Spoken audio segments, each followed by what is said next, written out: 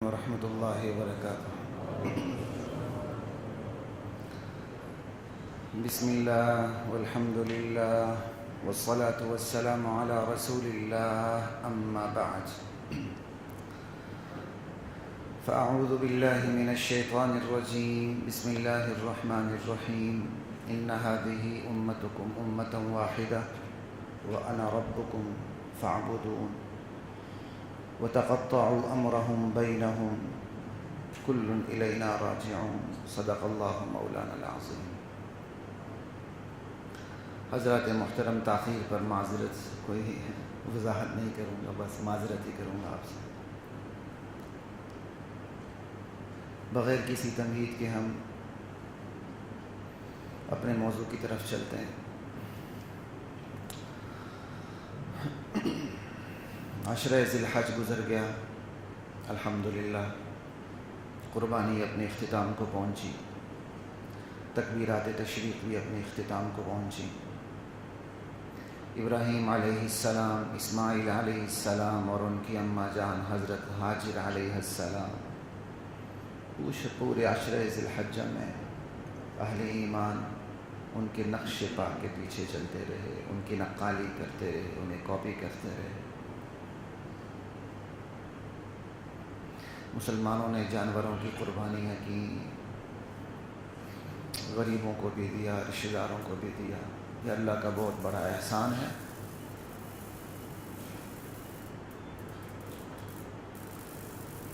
تقبل اللہ منا ومنکم، اللہ تعالی ہماری ان کوششوں کو بند کر دیں، اللہ کی ذات ہماری ان کوششوں کو، ٹوٹے پھوٹے اعمال کو اپنی بارگاہ میں قبول و منظور فرمائے۔ ہم تو یہاں جانوروں کو قربان کرتے رہے، اور اسی پورے عشرہ ذی الحج میں ہمارے مسلمان مائیں بہنیں بھائی اپنی جانوں کا قربانی نذرانہ دیتے رہے۔ شروع میں تو آپ کا جو یہ براڈ کاسٹ میڈیا ہے، یہ بالکل خاموش گم، اس نے کوئی خبر جاری نہیں کی۔ جب سوشل میڈیا پہ طوفان برپا ہوا تو پھر تھوڑی بہت خبریں یہاں بھی آنے لگ گئیں۔ یہ بھی لوگ مجبوراً طوعاً کرہاً جاگنے لگے۔ اللہ ہم سب کو بیدار ہونے کی توفیق عطا فرمائے۔ ہمارے مسلمان بہن بھائی وہاں اپنی جانیں قربان کرتے رہے، یہاں جانور قربان کرتے رہے۔ حضرات محترم، اگر ہمارے اعمال یوں ہی رہے تو پھر ہم خود ہمارے اعمال آزمائش کو دعوت دیں۔ اللہ کسی قوم کا دشمن نہیں۔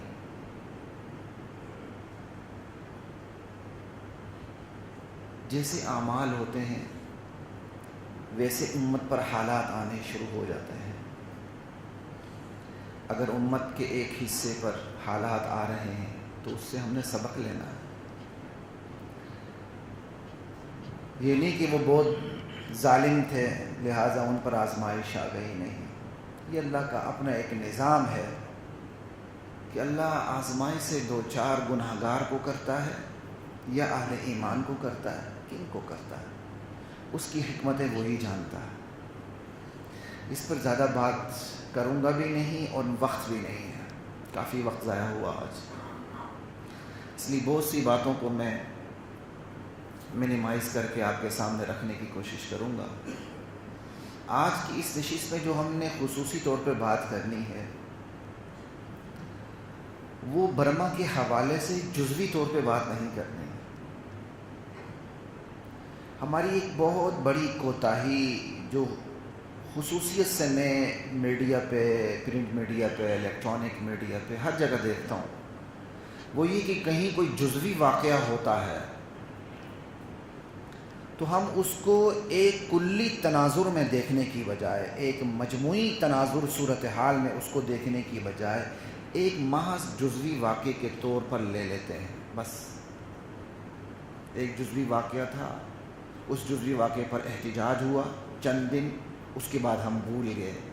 ہم چکوں چھکوں کو نہیں بھولتے، فلاں نے فلاں وقت چھکا لگایا تھا تو ہمیں جیت دی تھی، وہ آج تک کوئی نہیں بھولتا، کوئی چوکے بھی نہیں بھولتا، لیکن یہ چیزیں بڑی آرام سے بھول جاتی ہیں۔ کیوں؟ ہم جزوی واقعات کو صرف جزوی تناظر میں دیکھتے ہیں، اور جن واقعات کو دیکھنے کی ضرورت ہی نہیں، کالعدم ہیں، جسٹ انٹرٹینمنٹ ہیں، وقت کا ضیاع ہے، بربادی ہے، ان جزوی واقعات کو ہم کلی تناظر میں دیکھتے ہیں۔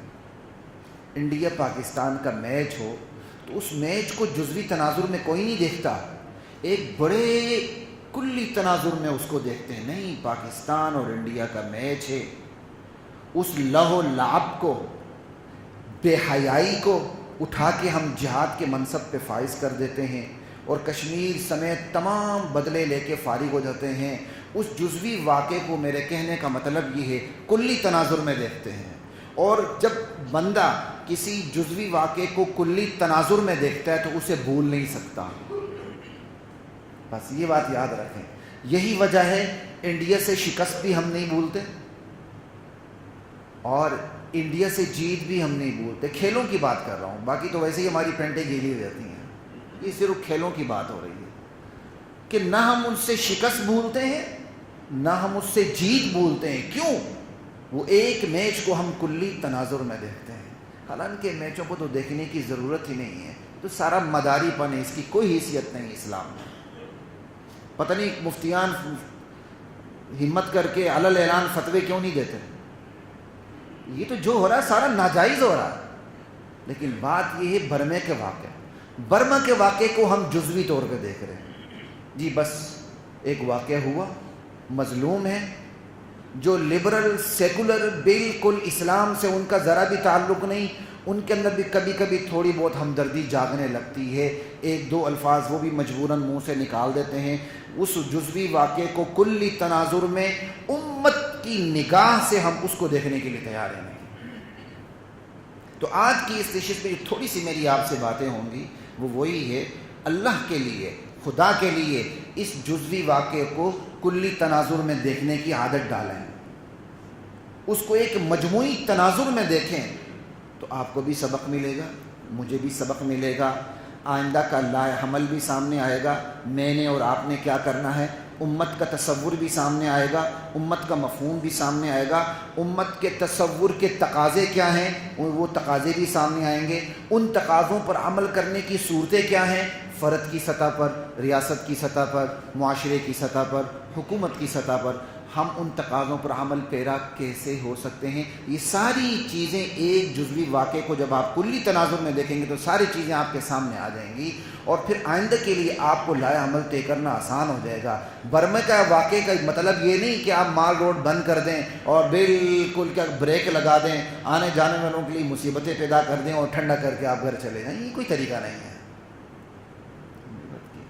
تو آج کی اس نشست میں صرف امت کے تصور پہ بات ہوگی، امت کیا ہے، اس کے تقاضے کیا ہیں، ان تقاضوں پر عمل کرنے کی صورتیں کیا ہیں، فرد کی سطح پر، معاشرے کی سطح پر، ریاست اور حکومت کی سطح پر۔ بس یہ اب چند باتیں آپ سے میں انتہائی اختصار کے ساتھ عرض کروں۔ لا الہ الا اللہ، امہ جس کو ہم اردو میں امت پڑھتے ہیں، ٹھیک ہے، یہ امہ جو ہے اس کا جو مادہ ہے، یعنی جس سے یہ لفظ بنا ہے، وہ الف یعنی حمزہ میم میم، دو دفعہ میم آتا ہے حمزہ، یہ جو ماں کے لیے کا لفظ استعمال ہوتا ہے وہ بھی اسی سے ہے۔ امہ مغز، جڑ، روٹ، مرکز کو کہتے ہیں۔ کا لفظ جو ہے اس کے اندر جڑ، روٹ، مرکز کا لفظ آتا ہے، یہی وجہ ہے ہم القریٰ کہتے ہیں، بستیوں کی ماں۔ دنیا کی تمام بستیوں کا مرکز مکہ مکرمہ ہے۔ القریٰ مدینہ منورہ نہیں بلکہ مکہ مکرمہ، یہ ہر بندہ جانتا ہے۔ اسی طرح ماں کو کہتے ہیں، کیوں کہتے ہیں؟ وہ جڑ ہوتی ہے، وہاں سے نسل نکلتی ہے۔ لا الہ الا اللہ۔ بالکل اسی طرح امہ قوم کو کہتے ہیں، جماعت کو کہتے ہیں، ایسی قوم، ایسی جماعت جس میں کوئی اشتراک ہو، اشتراک لازمی ایلیمنٹ ہے امہ کے میننگ کا. جس میں کوئی اشتراک ہو، مذہبی اشتراک ہو، نسلی اشتراک ہو، جغرافیائی اشتراک ہو، اختیاری اشتراک ہو یا غیر اختیاری اشتراک ہو، بہرحال کسی بھی قوم یا جماعت میں کسی بھی قسم کا اختیاری کوئی غیر اختیاری اشتراک ہوگا، کوئی مشترک چیز ہوگی، تو اس مشترک چیز کی بنیاد پر اس پورے ہجوم کو آپ قوم اور جماعت سے تعبیر کرتے ہیں. یہ امہ کا ایک عام مفہوم ہے. اسلام اسی امہ کے لفظ کو لیتا ہے اور لے کے کہتا ہے ان ھذہ امتکم امۃ واحدہ، تم سب ایک امت ہو. آدم علیہ السلام سے لے کر محمد الرسول اللہ صلی اللہ علیہ وسلم تک جتنے بھی انبیاء، جتنے بھی رسل اس دنیا میں تشریف لائے، تمام کی تمام امتوں کو، تمام کی تمام انبیاء اور رسولوں کی امتوں کو مخاطب کر کے کہا جا رہا ہے تم سب ایک امت ہو. یہ بات کی تو پھر اشتراک کیا ہوا؟ انبیاء کی تمام امتوں میں واحد مشترک چیز کیا ہے؟ وَأَنَا رَبُّكُمْ فَاعْبُدُونَ، میں ہی تمہارا رب، کارساز، پروردگار ہوں، میری ہی تم نے عبادت کرنی ہے، میری ہی تم نے اطاعت کرنی ہے. تو کیا ہوا؟ امت کے درمیان واحد مشترک چیز ایمان ہے. اس مشترک ایمان کی بنیاد پر آدم علیہ السلام سے لے کر محمد الرسول اللہ صلی اللہ علیہ وسلم تک جتنے بھی انبیاء تشریف لائے، تمام کی ان کی وہ تمام امتیں جنہوں نے انبیاء کی تعلیمات کو قبول کیا. آج کی عیسائیت نہیں، آج کی یہودیت نہیں، آج کا کوئی اور دین نہیں، کوئی آسمانی دین ہو لیکن وہ نبی کی دعوت کو قبول کرے، وہ اس سے خارج ہیں. کیونکہ ہمارے یہاں امت کا اسپیسیفک مفہوم ہو گیا کہ جس کے درمیان ایمان کا اشتراک ہو، بھلے وہ کالا ہو، گھورا ہو، اندھا ہو، لولا ہو، لنگڑا ہو، جو بھی ہو، یہاں تک کہ کوئی ناجائز اولاد اگر پیدا ہوئی ہے تو اس بچے کا قصور تو نہیں ہے نا، وہ بھی اس امت میں شامل ہے بشرطے کہ اگر اس کے اندر ایمان موجود ہے. یہی امت کا مطلب، یہی وجہ ہے امت کے بارے میں کہا جاتا ہے امتیں دو ہیں، امت اجابت، امت دعوت. امت دعوت سب ہیں، میں بھی ہوں، آپ بھی ہیں، ابو جہل بھی ہے، ابو لہب بھی تھا، سارے ہیں، کافر بھی ہیں، مسلمان بھی. امت دعوت جن تک محمد الرسول اللہ کی دعوت پہنچنی ہے. تو عیسیٰ علیہ السلام کے بعد آخری نبی محمد الرسول اللہ صلی اللہ علیہ وسلم، اب جتنی بھی امت ہے، چاہے وہ کافر ہے چاہے وہ مسلمان ہے، سب امت محمدیہ ہے، امت دعوت ہے، امت دعوت ہے جن کو دعوت مل رہی. ہاں ان میں سے جس نے اس دعوت کو قبول کر لیا وہ امت اجابت ہے. کہ یہ امت تمام امتوں میں سے وہ لوگ جیسے 6 ارب ہیں تو تقریباً اگر شناختی کارڈ کے مسلمانوں کو حساب کر لیں، حقیقی علم تو اللہ کو ہے، تقریباً ہم شاید کم و بیش 1.5 ارب ہیں. سمجھ آئی بات کی؟ جنہوں نے نبی علیہ السلام کی دعوت کو قبول کر لیا، امت اجابت. یا ایھا الناس، لوگو، انا خلقناکم من ذکر و انثی، ہم نے تمہیں ایک مرد اور ایک عورت سے تمہیں پیدا کیا ہے. وجعلناکم شعوبا و قبائل، تمہارے قبیلے، نسلیں، خاندان بنا دیے. کیوں؟ لتعارفوا، تاکہ تمہیں ایک دوسرے کے مزاج کی پہچان ہو. خاندان والوں کی عادات کو، اطوار کو، مزاج کو، کلچر کو، تہذیب و تمدن کو، ثقافت کو ایک دوسرے سے زیادہ جانتے ہیں. لتعارفوا، فخر کے لیے نہیں کہ میں فلاں قوم سے تعلق رکھتا ہوں لہذا میں برتر ہوں، نہیں. یہاں تک تو بات آ گئی امت دعوت کی، کہ ان اکرمکم عند اللہ اتقاکم، تم میں سے سب سے زیادہ عزت مند اللہ کے ہاں وہ ہے جو جس کے ہاں اللہ کی طرف سے جس کو تقوی دیا گیا ہے. جو جتنا تقوی دار وہ اتنا اللہ کے ہاں عزت دار. اللہ کے ہاں معیار صرف اور صرف ایمان ہے. یہ امت اجابت ہے. اسی کی تشریح نبی کریم صلی اللہ علیہ وسلم کی مبارک حدیث سے ہوتی ہے، لا فضل لعربی علی عجمی، کسی عربی کو کسی عجمی پر کوئی فضیلت حاصل نہیں. ولا لعجمی علی عربی، اور عجمی کو عربی پر فضیلت حاصل نہیں. ولا لأحمر علی اسود، کسی سرخ کو کالے پر فضیلت حاصل نہیں. ولا لأسود علی احمر، کسی کالے کو سرخ پر فضیلت حاصل نہیں. ولا لأبیض علی اسود، نہ کسی سفید گورے کو کالے پر فضیلت حاصل ہے. الا بالتقوی، فضیلت کا معیار اللہ کی بارگاہ میں صرف اور صرف اور صرف تقوی ہے. ان اکرمکم عند اللہ اتقاکم. یہ ہے اسلام. اس پورے ہند میں خصوصاً جو اسلام پھیلا، اسلام کی اسی امتیازی خوبی سے پھیلا. اسلام میں کوئی برہمنیت اور شودریت نہیں ہے، لیکن ہم نے قائم کر دی. جو مسلمان ہو جاتا ہے ہم اس کو مسلی کہنے لگ گئے. ہم نے اسے دور پھٹے منہ کر دیا. ہم اس کی مدد سے ہم نے کنارہ کش ہو گئے. یہ اتنی بات بھی شاید کافی تو پھر بھی نہیں تھی، لیکن ہم اس سے بھی آگے بڑھ کے ہم نے اسے مسلی بنا دیا، اور لفظ بھی وہ دے دیا جو سب سے بڑا اعزاز ہے. مسلی کہتے ہیں نماز پڑھنے والے کو. ہم نے کمی کمین کا نام مسلی رکھ دیا. اور جو کام نہیں کرتا، جاگیردار بنا بیٹھا ہے ٹانگ پہ ٹانگ رکھ کے، وہ چودھری ہو گیا. انا للہ و انا الیہ راجعون. تو حضرات محترم، امت کا تصور یہ ہے. امت کے تصور کے تقاضے کیا ہیں یہ بھی آپ اسلام سے پوچھیں. کہ المسلم من سلم المسلمون من لسانہ ویدہ. مسلمان کہلانے کا حق صرف اسے ہے جس کی زبان اور ہاتھ کے شر سے دوسرا مسلمان محفوظ رہے. صرف وہ مسلمان کہلانے کا حقدار ہے. بس ترجمہ کر رہا ہوں، وقت کم ہے. المسلم اخو المسلم، مسلمان بھائی ہے مسلمان کا، بھلے کسی بھی جغرافی سے اس کا تعلق. لا یظلم، مسلمان پہ ظلم نہیں کرتا. ولا یسلم، مسلمان اپنے مسلمان بھائی کو بے یار و مددگار نہیں چھوڑتا. بس صرف ترجمہ عرض کر رہا ہوں، باقی آپ خود ہی سمجھیں. مسلمان اپنے مسلمان بھائی کو بے یار و مددگار نہیں چھوڑتا. ومن کان فی حاجت اخیہ کان اللہ فی حاجتہ، جو مسلمان اپنے بھائی کی مدد میں لگا رہتا ہے اللہ اس کی مدد میں لگ جاتا ہے. ومن فرج عن مسلم کربۃ، اور اگر کسی نے کسی مسلمان سے کسی مصیبت کو دور کر دیا،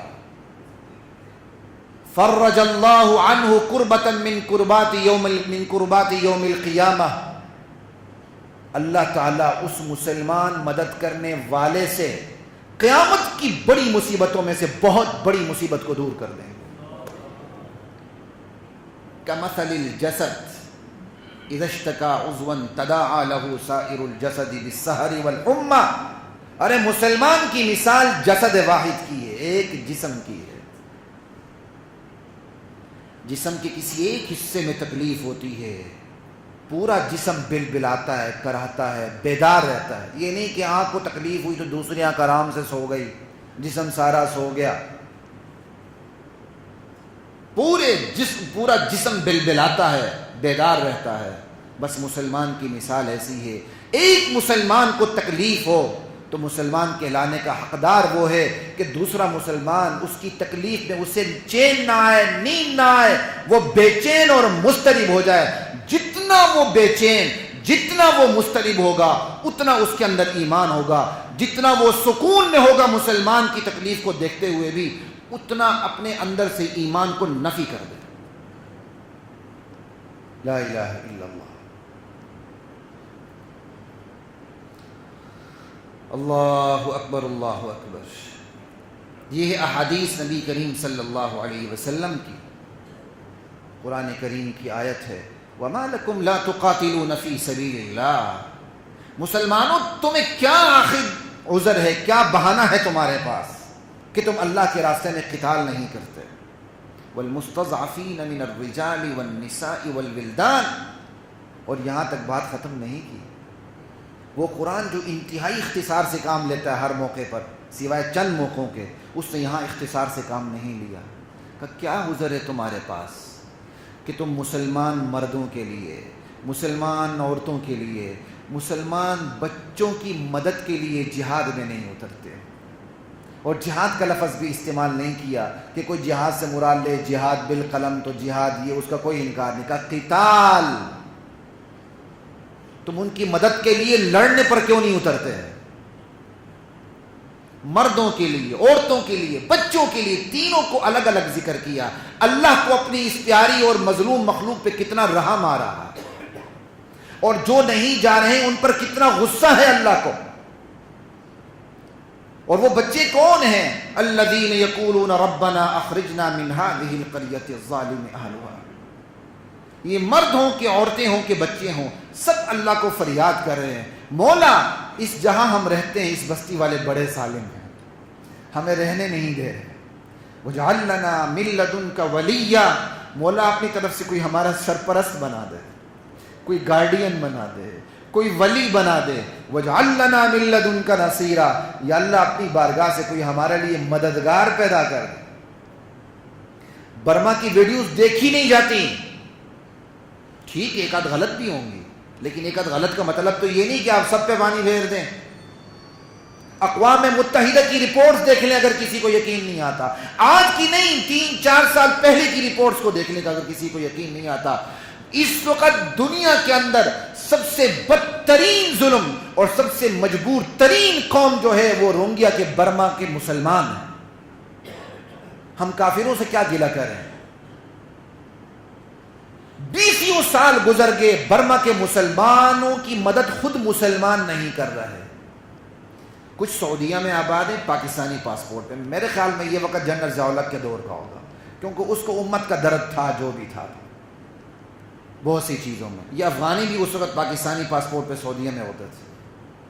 تو میرا جو اپنا خیال ہے، لیکن مجھے تحقیق نہیں ہے، کہ وہ روہنگیا کے وہ مسلمان جو اس وقت سعودیہ میں پناہ گزین ہیں وہ پاکستانی پاسپورٹ پر، ہم نے کل پاکستانی پاسپورٹ ان کو وہی افغان وار جو جہاد ہوئی اس دوران ان کو ملا۔ لا الہ الا اللہ، یہ قرآن کی آیتیں ہیں۔ پھر امت کا تصور دیکھیں ذرا، آپ کا خونی رشتہ دار ہے، آپ اسلام کے مقابلے میں اس کی مدد نہیں کر سکتے ورنہ آپ غدار ہیں۔ ایک طرف تو یہ ہے، اور دوسری طرف ایک اجنبی ہے، اسلام کے علاوہ آپ کا دور دور تک کوئی اس سے بلڈ ریلیشن نہیں، اس کی مدد آپ پہ فرض عین ہے نماز کی طرح۔ یہ ہے امت کا تصور۔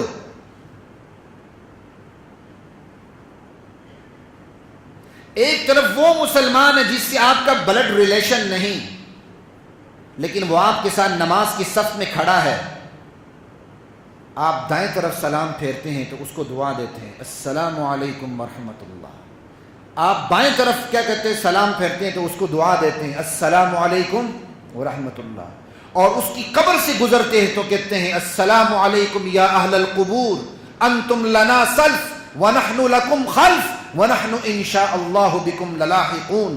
اللہ نے ایک جس کے ساتھ اسلام کا رشتہ اور کوئی رشتہ نہیں، اس کے لیے اتنے تقاضے رکھے ہیں، اور دوسری طرف کافر باپ ہے، کافر ماں ہے، کافر بھائی ہے، کافر بہن ہے، اور ان کی موت ہو چکی ہے کفر کے اوپر، کا خبردار ان کے حق میں دعائیں مغفرت نہ کرنا ورنہ تو غدار ہے، تو پکڑا جائے گا۔ یہ ہے امت کا تصور۔ کیا یہ تصور، اس کا عشر عشیر بھی ہمیں حاصل ہے؟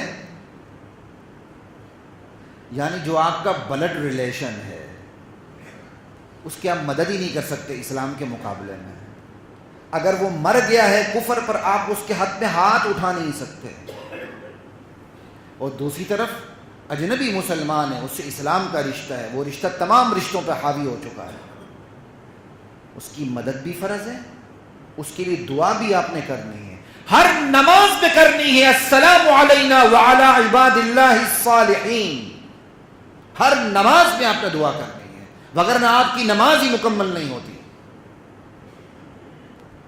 یہ ہے امت کا تصور۔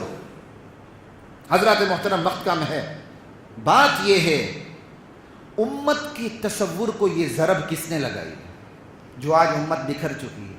آج انگلینڈ کا ایک انگریز یہاں کے پاکستان نیشنل ہو جاتا ہے تو آپ کے ٹاک شو شروع ہو جائیں گے، دیکھیں جی پاکستان کتنا پیسفل، انگریز آ کے یہاں نیشنلٹی لے رہے ہیں۔ ان کے منہ سے سرف کی طرح جھاگ نکلنی شروع ہو جائے گی آپ کی میڈیا اینکرز کی۔ اور دوسری طرف ایک افریقن مسلمان یا ایک برمی مسلمان یہاں آ کے شہریت حاصل کرے اور آپ کے محلے میں، تو اس کی وقت آپ کی نظر میں کتنی ہوگی؟ بس خود ہی فیصلہ کر لیں میرے اور آپ کے اندر ایمان کتنا ہے، اسی سے فیصلہ کر لیں۔ امت کے تصور پہ ضرب کس نے لگائی؟ جواب یہ ہے کہ مسلمان نے لگائی، کافر نے نہیں لگائی۔ کافر آخر میں آیا ہے، جب اس نے دیکھ لیا کہ مسلمان کا بستر بوری گول ہو رہا ہے تو اس نے پیچھے سے ایک کک ماری ہے بس، اور کچھ نہیں کیا۔ امت کے تصور پہ اللہ ذوالجلال کی قسم جس نے ضرب ماری ہے وہ خود مسلمان ہے۔ ایمان اس کا کمزور ہو گیا، اخوت اس کی کمزور ہو گئی، بھائی چارگی اور پھر مسلمان بھائیوں کی مدد اس کی کمزور ہو گئی۔ نتیجہ آپ کے سامنے۔ پہلے ہم کہتے تھے محلے محلے سے بیگانہ ہے، اب گھر گھر سے بیگانہ ہے کہ نہیں؟ اب تو امیروں اور غریبوں کی سوسائٹیاں ہی الگ ہیں۔ غریب دھتکارا جاتا ہے، وہ سوسائٹی میں داخل بھی نہیں ہو سکتا۔ امیروں اور غریبوں کی سوسائٹیاں الگ ہیں۔ امیر غریب سے ڈرتا بھی ہے، نفرت بھی کرتا ہے، اور غریب امیر کو دیکھ کے رال ٹپکاتا ہے۔ یہاں کا غریب فرشتہ نہیں ہے، بھول جائیں۔ یہاں جس کو 5 روپے ڈکیتی کا موقع ملے وہ 5 روپے کی ڈکیتی کرتا ہے، جس کو 5 کروڑ 5 ارب کا موقع ملے وہ 5 ارب پہ ہاتھ صاف کرتا ہے۔ یہاں کا غریب بھی ظالم ہے، یہاں کا امیر بھی ظالم ہے۔ امت کے تصور پر یہاں کے مسلمان نے ضرب لگائی ہے۔ فرد فرد سے بیگانہ ہے، محلہ محلے سے بیگانہ ہے، گھر گھر سے بیگانہ ہے، علاقہ علاقے سے بیگانہ ہے، جغرافیے جغرافیے سے بیگانہ ہے۔ ایک قوم کا فرد دوسری قوم سے بیگانہ ہے۔ اگر ایک بستی میں رشتہ داروں کا ایک جمع غفیر رہتا ہے اور اس بستی میں کوئی دوسرا بندہ آ کے رہنے لگے تو اس بیچارے کی تو وہ تو شودروں کی طرح زندگی گزارتا ہے۔ اس مسلمان معاشرے میں بھی شودروں کی طرح، کیوں؟ اسے پتہ ہے میں نے ذرا سر اٹھایا، یہاں مامے بانجے تائے سارے جمع ہیں، انہوں نے دیکھنا ہی نہیں ہے، میری ٹکا بوٹی کر دینی ہے۔ جب مسلمان اس حالت میں آ گئے پھر کافر نے آخری ضرب لگائی خلافت کے اوپر۔ خلافت عثمانی کو تتر بتر کر کے خلافت کو 70-80 ٹکڑوں میں تقسیم کر کے رکھ دیا۔ جو بھی ہو، خلافت ہمارے لیے امبریلا تھی، چھتری تھی، محفوظ پناہگاہ تھی۔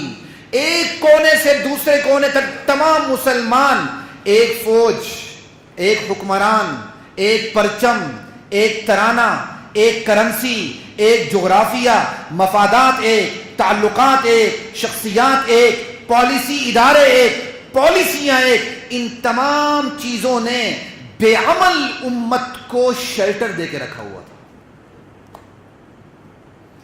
لیکن جب کفر نے دیکھا مسلمانوں کے اندر اب سکت نہیں رہی، ان کی اخلاقیات نے اور ایمان کی کمزوری نے ان کو تباہ و برباد کر دیا ہے، انہوں نے آگے بڑھ پر خلافت پہ ایک ہی ٹوکا لگایا ہے۔ خلافت عثمانی کو ختم کرنے کے لیے کوئی بہت بڑی جد و جہد نہیں کرنی پڑی، وہ بڑی آہستگی سے آہستہ آہستہ چلتے آ کے انہوں نے خلافت عثمانی کو ختم کر۔ آج وہی امت جس کا جغرافیہ ایک تھا، پرچم ایک تھا، ترانہ ایک تھا، پالیسیاں ایک تھی، قومی شخصیات ایک تھیں، مفادات ایک تھے، پالیسیاں ایک تھیں، آج وہی امت 70-80 ٹکڑوں میں تبدیل ہے۔ ہر ملک کا اپنا ترانہ ہے، اپنا پرچم ہے، اپنے مفادات ہیں، اپنی قومی شخصیات ہیں اور اپنی پالیسیاں ہیں جن پر کوئی وہ سودا کرنے کے لیے تیار نہیں۔ اس ایک مسلم ملک کے لیے دوسرا مسلم ملک بالکل اجنبی ہے، اور اس پر مزید ظلم یہ مسلمان ممالک نے باہم پاسپورٹ کی پابندی لگا دی، ویزے کی پابندی لگا دی، سٹیزن شپ کی پابندیاں لگا دیں. آج حالت یہ ہے آپ ایک مسلمان ملک میں جا کے 40 سال نوکری بھی کرتے ہیں، نہ آپ وہاں پلاٹ خرید سکتے ہیں، نہ آپ وہاں مستقل شہریت اختیار کر سکتے ہیں. آپ کو ایک کفیل کے نیچے اپنی ساری زندگی گزارنی پڑتی ہے.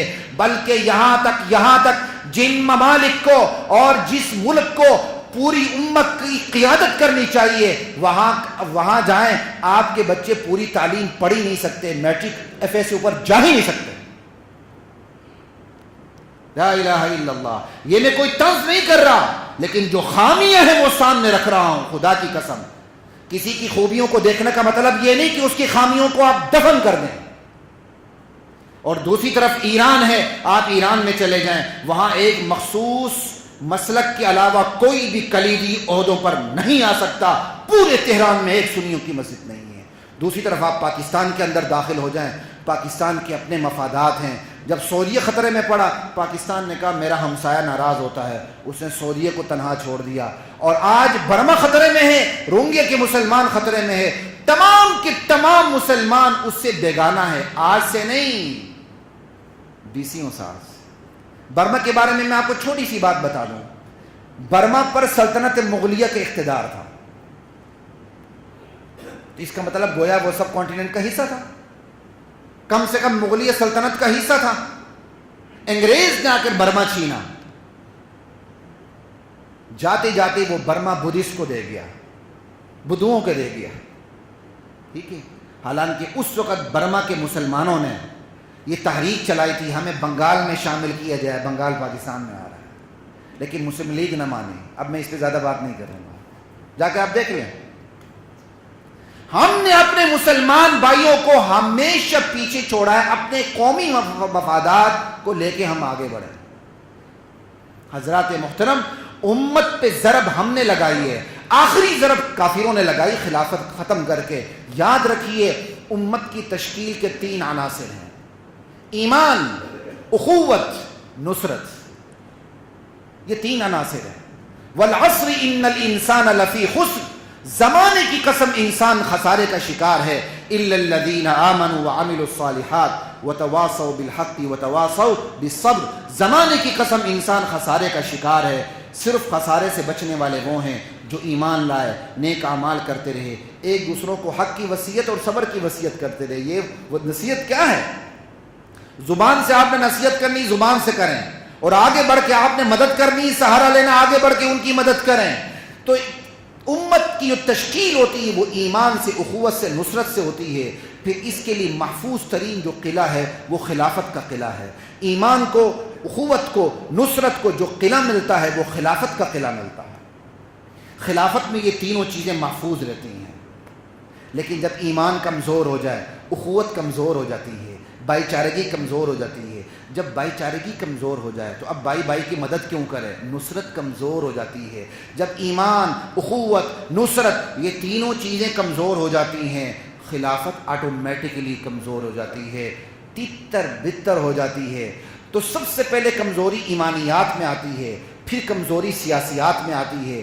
انگریز اور کافر تماشا دیکھتا ہے جب ایمانیات میں، اخلاقیات میں، اخوت میں، نصرت میں جب کمزوری آتی ہے، پھر وہ خلافت پہ کلہاڑا چلا کے خلافت کو برباد کر کے رکھ دیتا ہے. یہی ہمارے ساتھ ہوا ہے. اب واپسی کا سفر کیا ہے؟ واپسی کا سفر اسی طرح ہی ہے. براہ راست خلافت کے نعرے سے واپسی نہیں ہوتی. خلافت تو نتیجے کے طور پہ سامنے آتی ہے. آپ نے محنت اپنے ایمان پہ کرنی ہے. ایمان بڑھے گا، اخوت پیدا ہوگی. ایمان بڑھے گا، اخوت کے بعد نصرت پیدا ہوگی. یہ تینوں چیزیں جمع ہوں گی تو خلافت کی راہ ہموار ہوتی چلی جائے گی. آج خلافت کے خاتمے کے بعد کفر نے انہی 2 چیزوں کو روک کے رکھا ہوا ہے. ایمانیات کو الگ سے روک کے رکھا ہوا ہے، خلافت کو الگ سے روک کے رکھا ہوا ہے. ایمانیات، ایمان، اخوت، نصرت، اس کے مقابلے میں مغرب اپنا پورا تصور لے کے آیا ہے. اگر آپ نے ایمانیات، اخوت اور نصرت کے مقابلے میں ان کا تصور دیکھنا ہے، صرف جا کے گوگل پہ سرچ کر کے ہیومنزم پڑھ لیں. یہ جو آج کی ہیومینٹی ہے، ہیومنزم ہے، بس اس کو پڑھ لیں. اس ہیومنزم کے ذریعے ایمان، اخوت اور نصرت کا مقابلہ کر رہے ہیں. انہوں نے مجھے اور آپ کو نیشنلزم میں پھنسا کے رکھ دیا ہے، وطن پرستی میں پھنسا کے رکھ دیا ہے، شخصیت پرستی میں پھنسا کے رکھ دیا ہے، قومیت اور صوبائیت میں پھنسا کے رکھ دیا ہے، لسانیت میں پھنسا کے رکھ دیا ہے۔ اب مومن کہلانے والا ایمان، اخوت اور نصرت کو دیکھنے کے لیے تیار ہی نہیں۔ اور خلافت سے پھنسانے کے لیے ایک طریقہ تو یہ ہوا، دوسرا طریقہ یہ ہوا خلافت کا متبادل انہوں نے آپ کو دے دیا ہے۔ خلافت کا متبادل اس وقت اقوام متحدہ ہے، جہاں کوئی اسلام کی نمائندگی نہیں۔ وہ کہتے ہیں انہوں نے ہمیں کاپی کیا ہے، کفر نے ہمیں کاپی کیا ہے، انہوں نے اقوام متحدہ بنا ڈالی۔ آج کافر ہم پہ ظلم کر رہا ہے اور ہم کافروں کے پاس اپنا کیس لے کے جانا چاہتے ہیں۔ اس سے بڑی بدترین بے بسی قسم پرسی مسلمانوں پر کبھی آئی تھی؟ ظلم کافر کرے اور ہم اپنا کیس بھی لے کے کس کے پاس جائیں؟ کافر کے پاس۔ خلافت کا متبادل اقوام متحدہ ہے اور خلافت کا متبادل جمہوریت ہے۔ اس پہ میں بات کرتا رہتا ہوں، آج زیادہ موقع نہیں، سمجھ آئی بات کی؟ یہ بدترین الٹرنیٹ ہے جمہوریت۔ کیا عجیب بات ہے، آپ کی رائے اور ایک ایسا بندہ جو شرابی ہے، زانی ہے، ان پڑھ ہے، ڈکیت ہے، گلی کا کن ٹوٹا ہے، اس کی رائے اور آپ کی رائے ہم وزن میں برابر ہے۔ ایک انا للہ و انا الیہ راجعون۔ اللہ کے بندو، قرآن اور حدیث کو نہیں دیکھنا ہے تو کم سے کم جس کے آپ ترانے پڑھتے ہیں اقبال، اس کو ہی تو پڑھ کے دیکھ لو کہ وہ جمہوریت کے بارے میں کیا کہتا ہے۔ تو واپسی کا راستہ حضرات محترم یہی ہے، آپ کو ایمانیات کی طرف آنا ہوگا۔ ایمانیات کے بعد آپ کو کوشش سے صلے میں آپ کو خلافت ملے گی۔ صلے کا مطلب یہ نہیں کہ آپ خلافت کی کوشش نہ کریں، آپ نے ایمانیات کی بھی کوشش کرنی ہے، آپ نے اس کی بھی کوشش کرنی ہے۔ ہماری دینی سیاسی جماعتیں کوشش کر رہی ہیں، میں ان کی نفی نہیں کرتا، بہت اچھا کام کر رہی ہیں، لیکن اس جمہوریت کا ستیاناس ہو۔ ہماری مذہبی جماعتیں بھی صرف جمہوریت کا ترانہ پڑھ رہی ہیں، وہ یہ نہیں کہہ رہی کہ ہم نے مجبوری میں خنزیر کے گوشت کو کیا کہتے ہیں وہ اپنے لیے حالت اضطرار میں جائز کیا ہو، تو بکرے کا گوشت سمجھنے لگے ہیں جمہوریت جمہوریت جمہوریت۔ تو پھر عوام کا کیا بنے گا؟ عوام بھی کہے گی بس ٹھیک ہے، 10 کھوتے ایک طرف، ایک انسان ایک طرف، چونکہ 10 کھوتے ایک سید میں، لہٰذا ان کی بات مانی جائے گی اور کچھ بھی نہیں۔ تو یہ ہماری دینی سیاسی جماعتوں کا بھی بہت بڑا قصور ہے۔ حضرات محترم، عالمی حالات کا تقاضا یہ ہے امت بیدار ہو جائے۔ اللہ تعالیٰ قرآن میں کہتے ہیں فلولا اذ جاءہم بأسنا تضرعوا، جب میں نے ان پر آسمانی آفتیں نازل کی آسمان سے تو کیوں نہیں میرے سامنے گر گڑائے۔ آج برما کے حالات میں اکثریت میں بیداری پیدا نہیں ہو رہی، صرف ہمدردی پیدا ہو رہی ہے۔ بیداری اس سے آگے کی چیز ہے، بیداری اس سے آگے کی چیز ہے۔ آپ محض ہمدرد نہ بنیں، آپ اس جزوی واقعے کو کلی تناظر میں دیکھ کے بیدار ہو جائیں، اور جب امت بیدار ہو جائے گی انشاءاللہ امت کا ماضی اس کو مل کے رہے گا۔ آج بھی ہو جو ابراہیم کا ایمان پیدا آ کر سکتی ہے انداز گلستہ پیدا۔ اللہ کو تو اپنے مظلوم بندے بہت عزیز ہیں۔ اللہ ایک طبقے کو آزمائش میں ڈال کے دوسرے طبقے کو اس سے زیادہ آزمائش میں ڈال دیتا ہے کہ میں دیکھتا ہوں اب یہ اس کی مدد کرتے ہیں یا نہیں۔ وَالسَّمَاءِ ذَاتِ الْبُرُوجِ، برجوں والے آسمان کی قسم، وَالْيَوْمِ الْمَوْعُودِ، قیامت کی قسم، وَشَاهِدٍ وَمَشْهُودٍ، قیامت کو دیکھنے والوں کی قسم، قیامت کے ہولناک مناظر کی قسم۔ کس بات پہ قسم؟ قُتِلَ أَصْحَابُ الْأُخْدُودِ، خندقوں والے مارے گئے، النَّارِ ذَاتِ الْوَقُودِ، وہ خندقیں جس کے اندر ایندھن بھرا ہوا تھا، اِذْ هُمْ عَلَيْهَا قُعُودٌ، تماشا دیکھنے والے خندقوں کے اوپر بیٹھے ہوئے تھے، وَهُمْ عَلَى مَا يَفْعَلُونَ بِالْمُؤْمِنِينَ شُهُودٌ، اور مسلمانوں کو جو آگ میں ایک ایک کر کے پھینکتے جا رہے تھے وہ اس پر باقاعدہ خود تماشا بھی دیکھ رہے تھے۔ وَمَا نَقَمُوا مِنْهُمْ إِلَّا أَن يُؤْمِنُوا بِاللَّهِ الْعَزِيزِ الْحَمِيدِ، ان سے یہ انتقام صرف اس جرم میں لیا جا رہا تھا کہ وہ اللہ عزیز و حمید پہ ایمان لائے تھے۔ تو یہ اتنی آیات پڑھنے کا مطلب یہ ہے، یہ عدالت نہیں تو وہ عدالت تو ہے ہی نہیں۔ یہاں تو لوگ اوپر کی عدالت سے گر کے عوام کی عدالت میں آتے ہیں۔ عوام کیا چیز ہے تو عوام کی عدالت کیا چیز ہے؟ اصل عدالت وہ ہے اوپر کی۔ ٹھیک نہیں ہوں گے تو اللہ کی عدالت آخری عدالت ہے۔ یعلم خائنۃ الاعین وما تخفی الصدور، وصلی اللہ وسلم۔